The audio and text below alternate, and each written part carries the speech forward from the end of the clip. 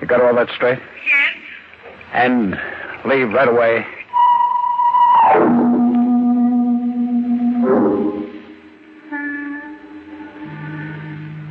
Where's the envelope, May? Here. Why'd you want it? Because I don't know what's going to happen to me now. I've got some bonds here and my will. It ain't much, but I want to take care of you. By now, the cops must have orders to shoot to kill. Oh. Here, this won't take a minute. Just a few signatures. But how are you going to get out of it, George? I'll find this guy, Franz Carolee. Can't you explain to the cops? Do you think they'll buy a story like mine? Oh, I don't know. Here, take these bonds and keep them in a safe place. They're as good as cash now. But how are you going to find Carolee? I don't know. But you can find a man if you want to. What's that? Well, clipping just fell out of your envelope. Clipping? Yeah, from the newspaper. George, when did you have that breakdown? In the spring of 1940, the year before I married you. Why? You never did tell me much about that. Well, there wasn't much to tell. Why are you asking me about it now? Because this clipping is dated 1940, May 7th. So what? What's the name of this guy you picked up at the cemetery? Franz Carolee. Oh. What's the matter? Listen to this.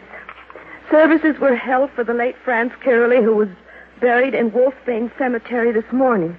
The deceased was killed in an automobile accident 2 days ago. Let me see that clipping. Here? Wolfbane. Yeah, now I know why I was always so scared of that place. What are you talking about? It's funny, the tricks your mind can play. Do you know why I clipped this out of the newspaper? No. It happened just before my breakdown.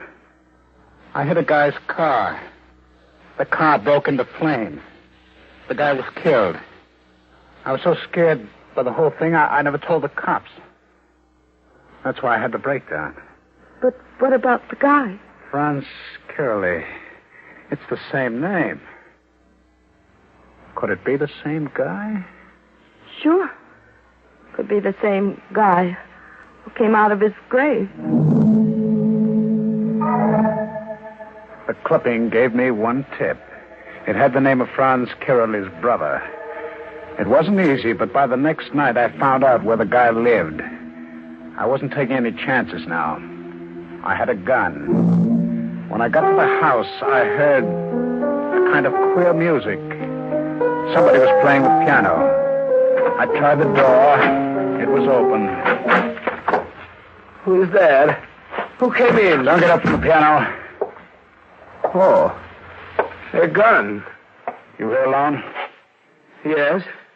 Your name is Istvan Carolee? Yes. You have a brother named Franz? Franz? Yes. Where is he? Franz died 10 years ago in an auto accident. He didn't die. I want to know where he is. I don't know what you're talking about or what you are after. I am a sick man with a bad heart. You can go through this house. Take anything you want. I don't care. I didn't come here to rob you. I just want to know where your brother is. I told you he died. He couldn't have died.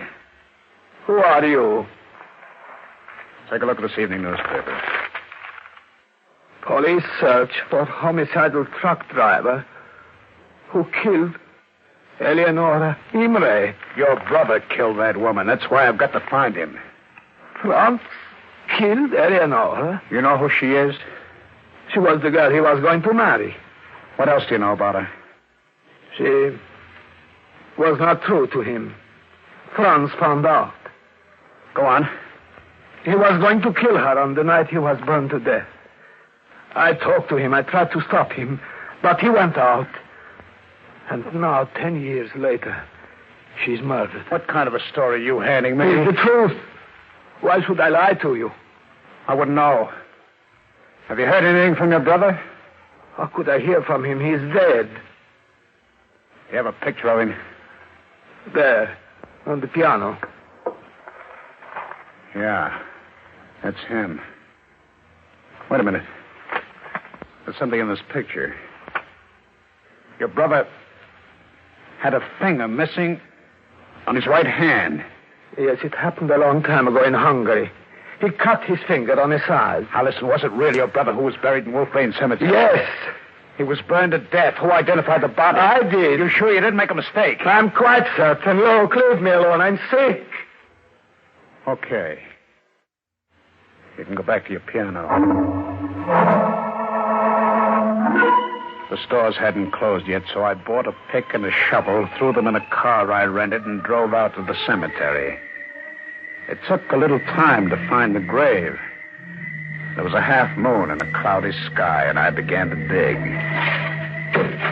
It was hard work and tough going, but soon I hit wood. I grabbed the pick and crashed it through the rotten wood. If I could show that this wasn't Franz Kirley, if there was no finger missing, I could go to the police and prove that this guy who was supposed to have been dead for 10 years was still alive. I struck a match and looked. One of the fingers was missing. The third one of the right hand. The same one that was missing in the picture. And then I heard it. The limping footsteps of the man who had been dead for 10 years. For a moment, my heart seemed to fill my chest, beating there like a big bass drum. And suddenly I knew what to do. I yanked the gun out of my pocket, swung around. I saw him there, outlined in the yellow moonlight. I fired.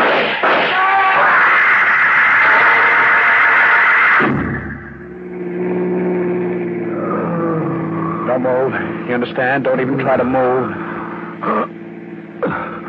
My chest. You've been wounded. It ain't too bad.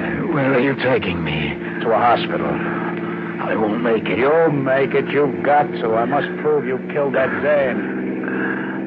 Was it an accident that I picked you up in the cemetery last night? No, it wasn't an accident. I knew you drove a truck past the cemetery 3 times a week. Why'd you frame me? Because you had had a breakdown. You were the right person to frame. Because I wanted to get even. Get even for what? That accident 10 years ago. Then you weren't killed? No. What about the body in the grave? His name was Lane. Richard Lane. He was in the car with me 10 years ago. He'd gone too far with Eleonora. I was taking him out to the cemetery for a showdown when your truck sideswiped us. Was he killed? No. He was pinned behind the wheel, unconscious. I was thrown clear of the car. I saw my opportunity. I left certain things that could identify me. What about the finger? I took care of that while he was out cold. Then you set fire to the car? Yes. Why? I was in trouble with the police. They wouldn't look for a man who was dead. I knew it would all make sense. And you came back 10 years later to kill this dame who cheated on you. But why'd you drag me in? And why'd you pick on me? You noticed my leg? Yeah? You did that to me in the accident 10 years ago. You were getting even? I always settle up my debts. So it all adds up. You came to the cemetery to kill me because I knew that you were alive. Well, your frame-up won't stick. Won't it? All I have to do is take you to the cops. I'll make you tell them what you told me. I'll be dead when we get there. Huh? Do you think I'd tell you all this? If I didn't know I was going to die. All right, even then, I'll still be able to prove it. How? With your brother. You saw him tonight. He knows you didn't die 10 years ago. Istvan won't say a word. He's dead. Dead? A heart attack. I should have warned him I was coming. I hadn't spoken to him for 10 years. I didn't know about his heart. You can't die. You've got to live. Eleonora. You've got to prove to them that I'm not insane, that I know what I'm talking about. I wish I could move. Eleonora.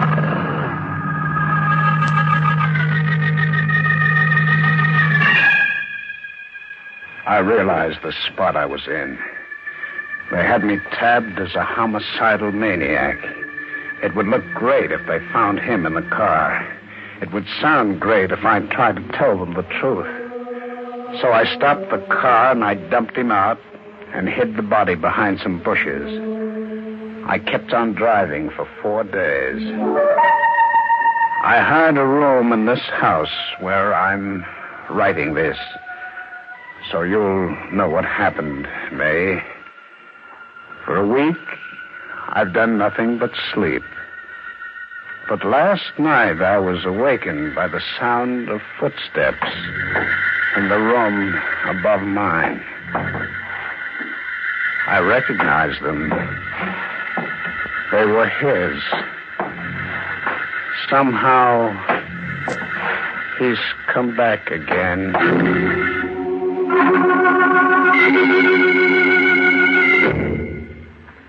Well, Lieutenant, did you read the letter I received from my husband? Yes, Mrs. Giddon, and I don't know what to make of it exactly. Why? What do you mean? Well, this morning we received word that your husband is dead. He died just as he predicted, in an automobile accident. And as for Franz Caroly, as far as we know, he died 10 years ago. And we can find no evidence that he's alive.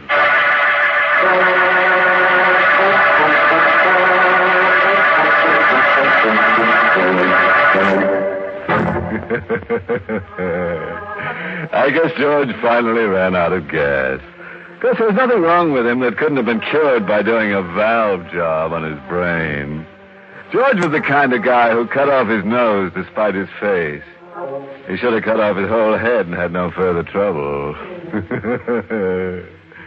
Which brings us to the moral of our story, taken from the Roman philosopher Corpus Delicatesson, who wrote, "The one thing in the world that's easiest to get into and hardest to get out of is not marriage. It's a grave."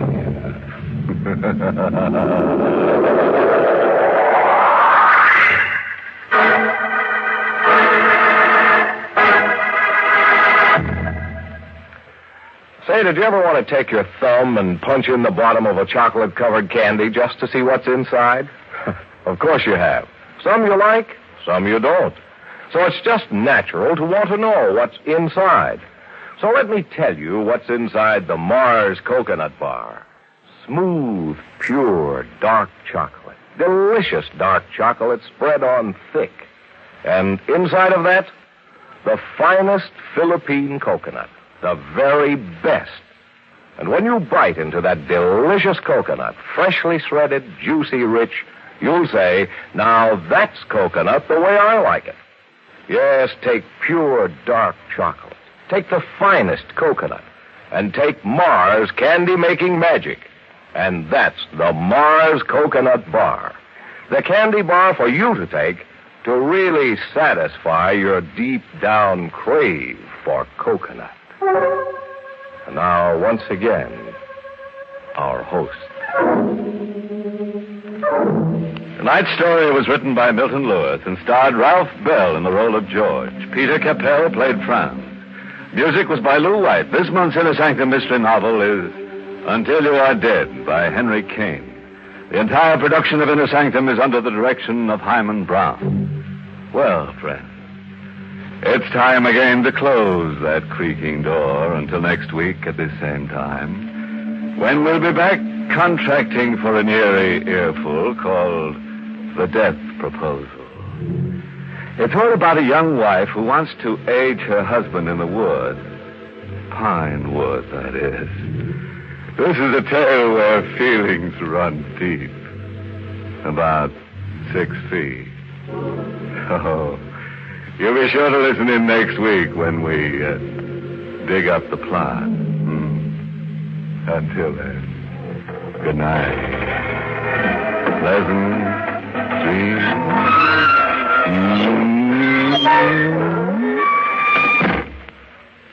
This is Alan Z. Anthony reminding you that it's the Mars Coconut Bar that really answers America's crave for coconut. And that it's the Mars Coconut Bar that brings you Inner Sanctum. And remember to listen tomorrow night over most of these stations at 8 p.m. Eastern Time to Can You Top This?